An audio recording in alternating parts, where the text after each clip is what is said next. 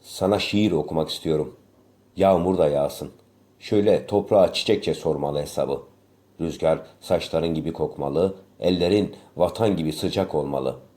Sen geç kalmışlığına susarken ben ertelenmişliğime ağlamalıyım. Sonra sabahın köründe şehrin en haylaz yerinde kalabalıklara kapatıp gözümüzü seni en aşk yerinden öpmeliyim.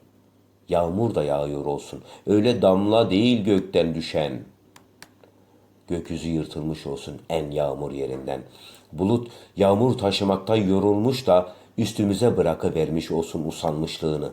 Sen ıslak kirpiklerini sesime asmış ol o vakit. Bense yağmura okyanus olan yüzümde sızlarına anlam bulmalıyım.